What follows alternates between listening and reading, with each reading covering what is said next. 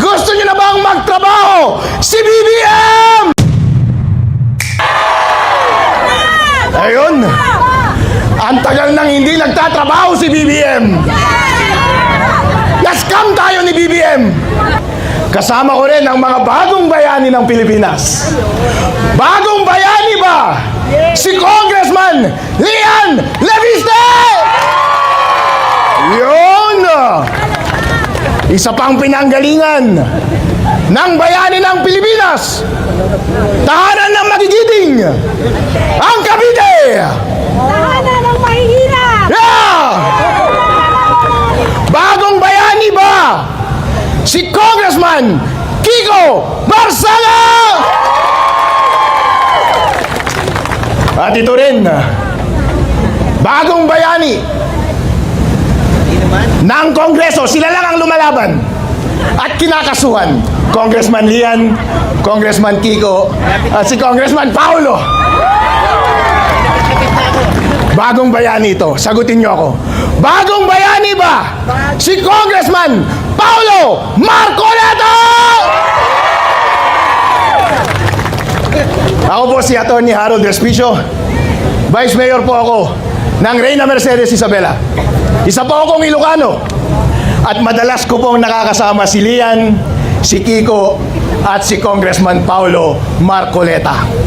At nandito ako ngayon, kasama ko kayo para manawagan sa ating Pangulo na sa wakas ay magtrabaho ka na, sir!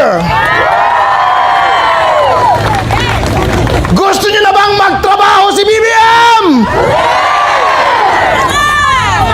Gusto ko isigaw ninyo ng napakalakas. Malapit lang ang Malacanang dito. Gusto nyo na bang magtrabaho si BBM? Ayun. Ang tagal nang hindi nagtatrabaho si BBM. Na-scam tayo ni BBM. Sinong bumoto kay BBM? Ako bumoto ako kay BBM. Ilocano ako eh. Doon sa North and Luzon. Solid North yan. Mahal namin si BBM. Pero ang pagkakamali kasi nila, akala nila, porket mahal namin si BBM, ay hindi na namin papansinin kapag hindi siya nagtatrabaho. Ano ang ginawa niya sa nakaraang 4 na taon? Wala! Kundi magnakaw!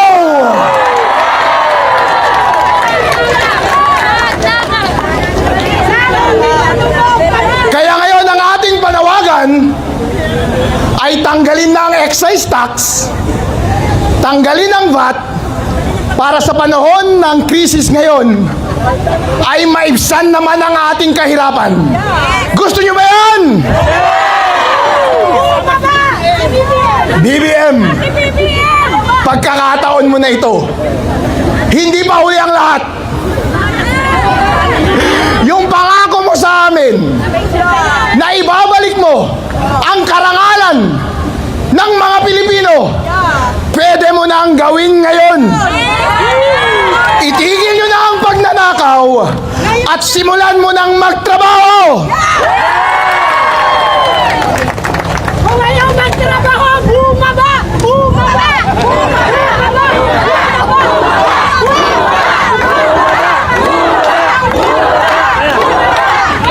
Alright, BBM, gusto ka na nilang bumaba. Pero ang problema, anong inaatupag ni BBM? Gustong tanggalin si Sara. Dahil gusto niyang ipagkait sa inyo, mga kababayan kong Pilipino, ang karapatan ninyong mamili ng gusto nyong leader sa susunod. Dahil kapag na-impeach si Vice President Sara Duterte, hindi na siya ang susunod na president natin. Gusto nyo ba ang mangyari na hindi maging presidente si VP Sara ng Pilipinas? Ngayon, BBM, hindi ko alam kung kaya mo ba magtrabaho. Sa sobrang kakakokain mo ng ilang taon. At ngayon siguro, sa sobrang stress mo, ay nagkakasakit ka na. Sakit-sakitan!